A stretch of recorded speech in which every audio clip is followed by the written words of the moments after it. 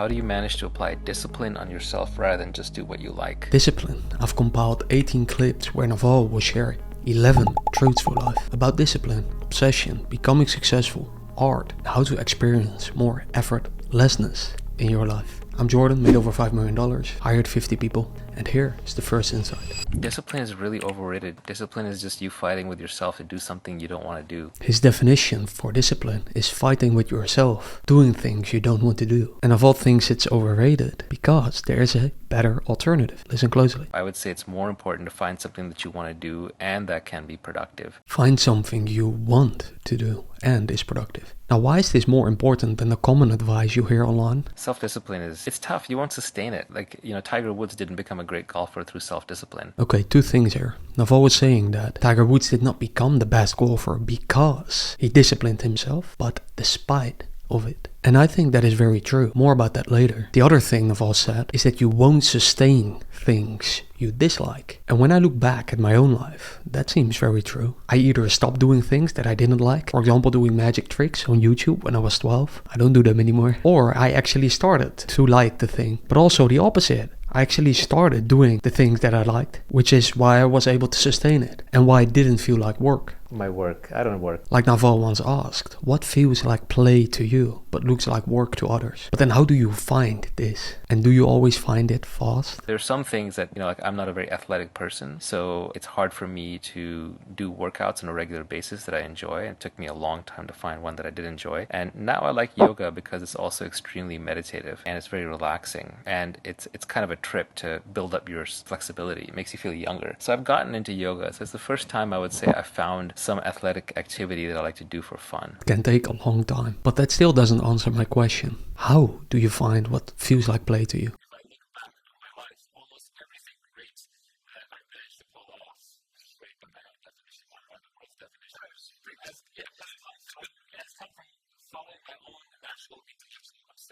Following your own natural obsessions, your curiosity. Whether it's in politics, science, business, spirituality, whatever, history remembers the artists. Art and artists. But why do we admire true artists? The artists are the people who are creative and march to their own beat and do their own thing. I think it's even more than that. I admire artists because they work on something they care about and you feel it. It's inspiring. Maybe because we want to do that too, right? Now here's what Naval said about creating what feels like art to him. That to me is like the most rewarding thing to be doing at any given time. Art is the most rewarding thing in life. Well, you can ask that for yourself if that's true. I found it to be absolutely true. I also write about other truths that I find in my own life in my weekly 2-minute email that you receive if you access this free Google Sheet below. It includes all the free tools that I use in my business and personal life. All unsponsored, no affiliate. But back to art. It's a vague word, right? So let's define it a bit better. Listen closely. It's not done for any external purpose. If you're doing it for money, you're hurting its capability to be art. It's not to say it can't still be great art, but you're now beholden to other interests. It's like motivated reasoning. It's like true scientists try to figure things out to fulfill their desire to figure things out, right?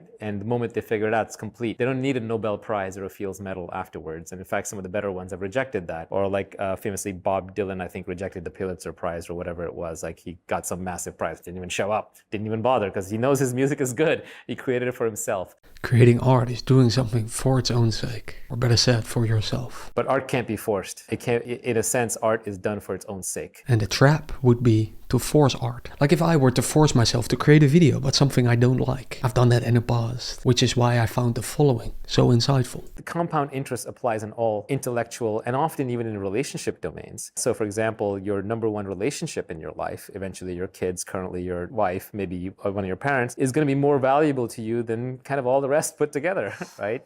So maybe not so much in relationships, but definitely in learning, your best ideas are going to be worth more than all the rest. My best tweets, the few best tweets, you're only judging your best work, not your worst. So in that sense, being high output is really good. You heard that? That is why high output is very good. And you create more art when you are curious about it. A good example is creating these videos. I actually created over 12 different channels so that I can create what I'm curious about that day and still be smart about it for the algorithm. Now, many people probably told you that this is distracting or even shiny object syndrome. But what if it could be your way of actually creating more better stuff in whatever it is. And that is the key to also make a living out of it, or a key, or a key for that sake. Which is not to say you can just shortcut to it, but most effort in life in that sense is wasted.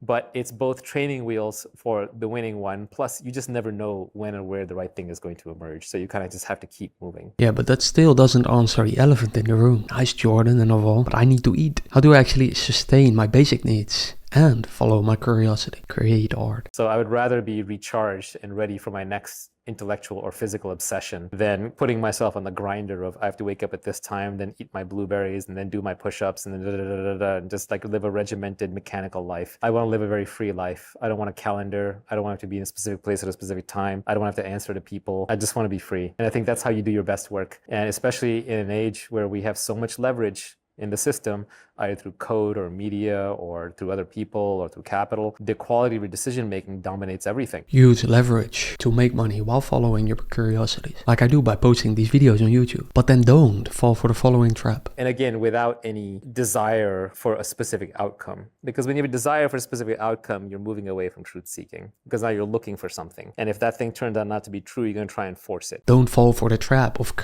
doing something for a specific outcome, because you will create friction, force, and the more forced it feels, the less enjoyable it becomes. But then why do we still do things that we don't really like? And we can't help it. We're desiring creatures. You wouldn't even be here on this earth if you weren't a desiring creature, right? You just lie there in the dirt and let worms eat you. So you are a desiring creature, but you just have to be careful with your desires because they will take you away from your truth. Your desires will take you away from your truth. Here's why. Because true reasoning is unmotivated. It's motivated purely by curiosity. Curiosity just means you want to know the truth. That's all it is. So in that sense, curiosity is the pure motivation. So following your curiosity is the purest path and the one with the least amount of effort. But also avoid the following trap. All of us function at our best when we don't identify with anything outside of ourselves. We function best when we don't identify with anything. Avoid the trap of seeing yourself as the successful entrepreneur who wakes up at 5 a.m., wears a suit and needs a personal brand to be successful. Right? No identity is the best identity. Follow your curiosity. You don't need to discipline yourself, or not as much. Instead, discipline becomes a natural byproduct. But then how do you avoid modern distractions like TikTok or the dopamine from corn or games? Like how do you actually get and stay in flow state easier and more often?